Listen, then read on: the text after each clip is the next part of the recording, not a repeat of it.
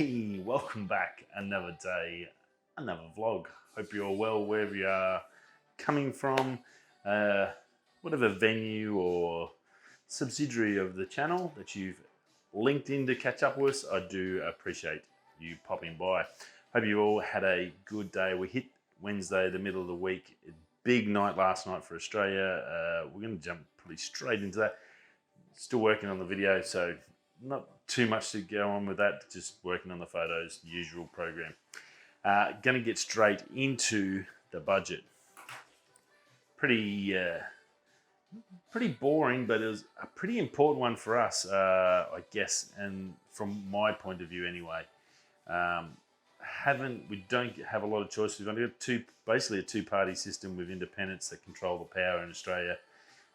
Both the two parties are pretty, I don't know how you say it nicely, pretty much muppets.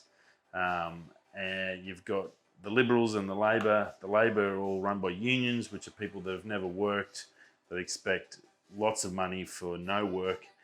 And the Liberals are rich kids or religious groups that want to control everyone, and they don't care about the little person or the country.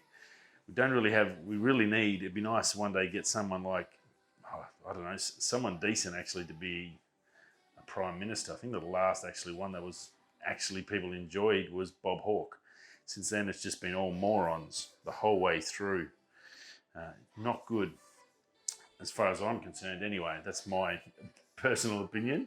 I'm sure there's other people that disagree with me, but that's the beauty of being human, is everyone's different, so that's good. Now, the budget last night, for hard-working people that work a lot of hours to make money so they can afford to pay their bills, buy a half-decent house, which is expensive nowadays and getting worse, trust me, absolutely zero in it. Even the childcare one, childcare was, the only new benefit was if you have two kids. So if you've got one kid, well, nothing new for you. It's only if you've got two kids that there's any extra benefit for kids. They dumped a heap of money into infrastructure, which is just roads yet again, which are just mean more congestion, because more roadworks, more congestion, more cars stuck on the road, more angry people, more abuse, more having to wait for idiots who can't drive because they let anyone drive, because apparently people see driving as a right. Instead of actually having to earn it and be a quality driver before they're allowed on the road. Well, apparently not in Australia. It's your right to be able to drive a car, and I totally disagree with that. When you've got a vehicle that can kill someone, it isn't your right to be able to get on that. Push bike fine, very rarely I've seen someone run over someone with a push bike and kill somebody, hence you don't need a license to ride a push bike. So yeah, pretty average. I think more should be done on the trains in Australia. I think our train system is pretty much useless. We have got a big country, but places like Adelaide, where I've lived for 10 years, the train system was brilliant. It goes through every suburb. You can walk to a train station, so you don't need a car to get to work if you're in the populous area. Because our government refuses to legalise scooters, electric bikes, realistically, unless you want to take that gamble and get a fine or lose your bike, no one's going to buy those to ride to the city to cut down the traffic.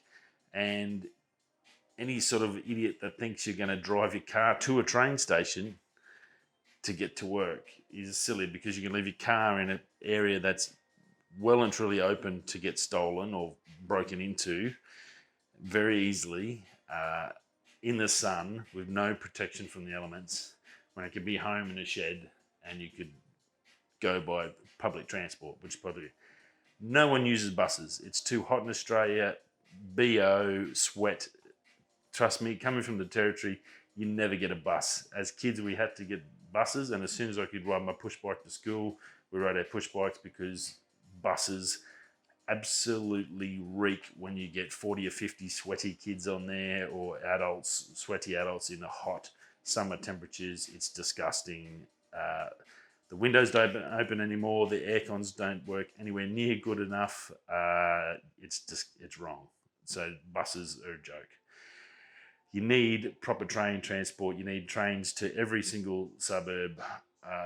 Perth was a weird one for me because it's all sand. The whole area is all sand. I don't know why they didn't do underground subways. The Perth government, with all the money they blew from the boom and ongoing boom that's going, but the companies won't tell you it's a boom, even though it is.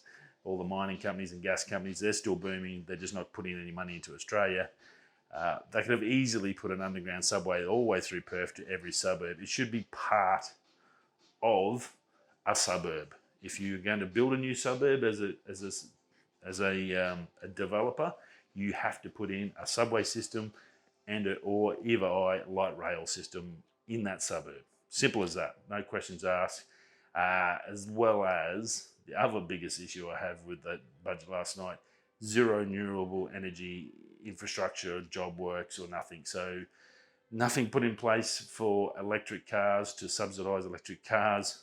So that means another year to 2 years at least where nothing's going to get done about that. So these Teslas that start off at about 80 grand up to 160 to 300, and even your other ones are just going to be way too expensive for the normal people to be able to afford. So therefore, you're not going to get the mass purchase, which means it's going to stay expensive for a long time. There's no need to have chargers everywhere if no one can afford to buy a car except rich people. So that was absolutely terrible. There's no jobs in creation for a renewable energy sector. All they keep talking about is jobs for mining and all this, which is a dying breed. Everything's going electrical. I work in mining. I work in a mechanical trade that should be getting phased out. It was pretty disappointing, I say. Anyway, there were some good things. There was some good stuff for pensioners. If they choose to downsize their house, they can put 300 grand into a superannuation fund without getting taxed. A rare positive out of a budget. Tax breaks were for the lower middle class, and I find it quite funny because I did go look at some of the actual fact sheets, and what they used for an example was Priya is an engineer working in regional Australia, so I'm assuming like me, fly in, fly out, regional, only earning 80 grand a year, the same as a bonehead or an operator. You've got an engineer. Why would an engineer who's done 4 years uni go and earn the same as a person who has no skills and can barely walk and talk in a straight line? That just shows you how out of touch they are. They then add on that Priya's husband works part-time but somehow managed to earn 60 grand a year part-time. And he's at home. So his wife's in the bush earning 80 grand a year as a qualified engineer, and he has no skills and he's working part-time making 60. Why would you go bush? Just go and work the same place he's working. He's making bank. He's laughing. And all they get is 2 grand a year tax saving. A whoopee-doo. That's stuff all. How about, we've always said it, and the only thing else I'm going to say on the budget, there's a lot I wrote down here, but it was basically we just all got shafted yet again. The rich people, the big companies can write off all their tax. We basically get stuff for all the workers. And yeah, it was a pretty average budget as we expected. There was nothing really there for the little people. Only thing, and I've asked questions of many and no one will ever reply, how about after 38 hours, which is the working week here in Australia? That's the average working week. That's what it's been put down from the unions from in the 60s and 50s when they put it in. Even make it 40 hours. After 40 hours of work, you pay no tax on your overtime. How about that for a platform to get people, for us workers? Because there's absolutely no benefit to me who works 84 hours a week to work 84 hours a week, because all I do is pay tax. I pay 45 cents in the dollar, and then I'm going to pay another 15% GST, which John Howard promised us was going to get rid of the 40% in tax, but he lied, like all politicians do, back in the 90s or 80s, whenever the idiot did it. So we're paying 60% tax, we get nothing in return, and all I'm doing is feeding other rich people and the people on the dole. Not good. Yeah, anyway, that's me budget. That's my budget 2021 speech. Sorry to come in negative, but yeah, that makes me angry. And it's hard because the other guys in the opposition, Labor, are just as useless. So who do you vote for? Because you vote independent, well, they sell their soul to get power so they can make the decisions, and they just sell their votes to Labor or Liberal, who's going to get into the government. So it's a very hard to vote in a two-party system. There needs to be some sort of change up of the whole political system where it can't be left to two. It needs to be more than two parties. You need to have choice. We have no choice in Australia. Both are totally inept. Both are corrupt as hell. And yeah, it's just a joke. You have a background like mine, you're never going to get voted in. You have to be morally perfect, apparently, to become a prime minister or anything like that. So people who have actually worked hard and done the hard yards, have made mistakes and have recovered from them, aren't allowed to go in there because no one will vote them, because they'll just get all their bad things of their life thrown into public view, and it doesn't happen because people somehow think people are perfect. We all know no one's perfect. We've seen it this year with all the politicians, with all their raping and all the crap they've been doing and sex in the Parliament House. So all these morally perfect people are just as crap as the rest of us. So yeah, very interesting. Again, not a good one. My biggest upset, and it's pretty much always the same. The biggest thing I found upsetting was the fact that yet again, nothing for renewables, nothing for the environment, or any of that. I think they did say, actually, and that was probably the thing that pissed me off the most, was they put money aside or something to meet their energy targets and renewable energy targets by 2050. The rest of the planet's already promised to be done by 2030.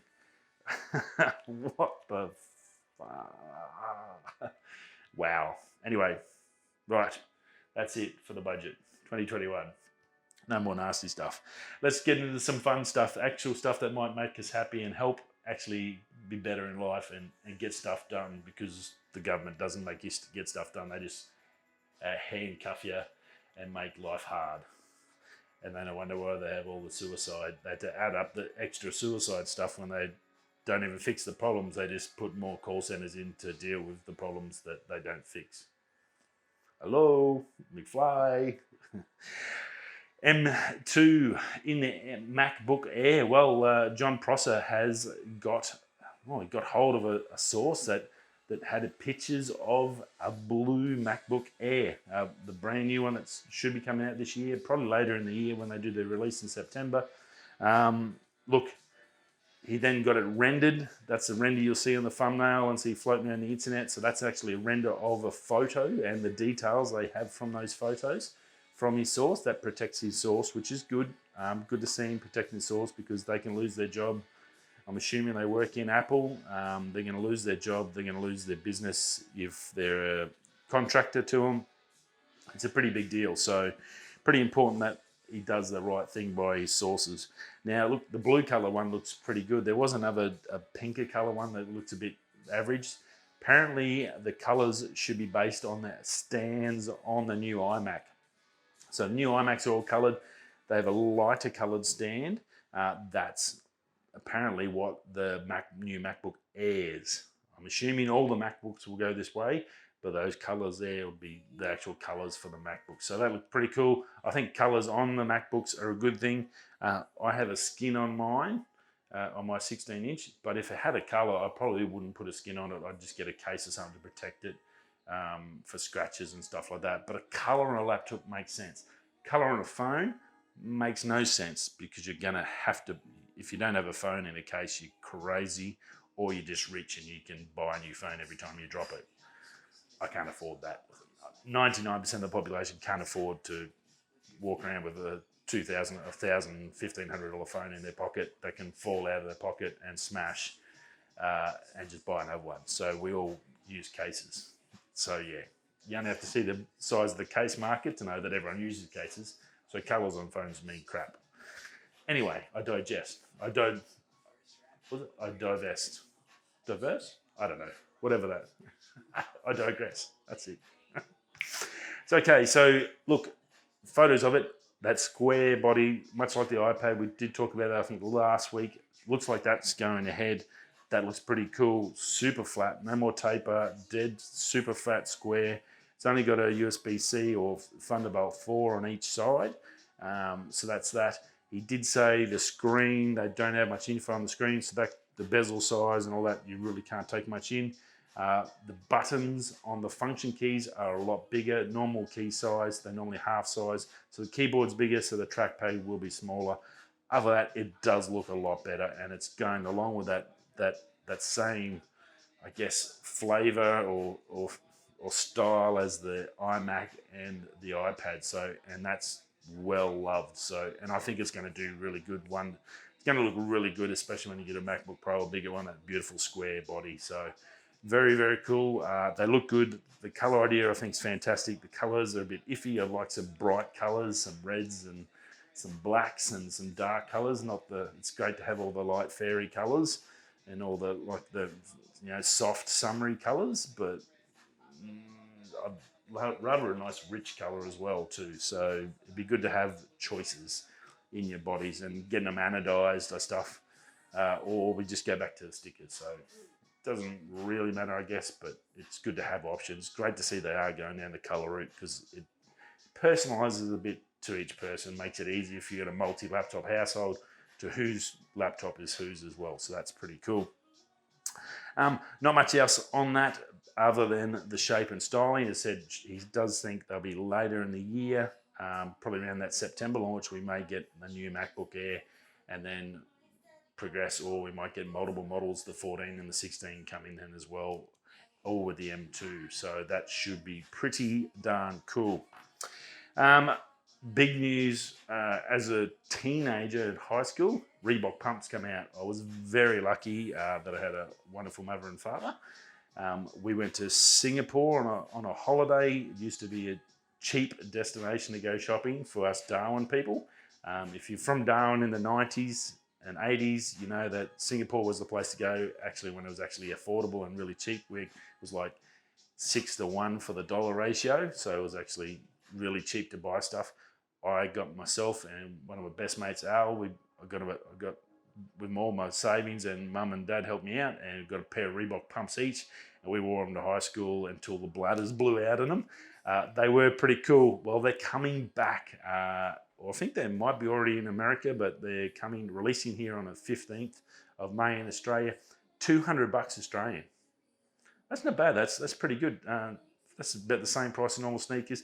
They say the quality's up and pretty good. I'm actually probably going to buy a set.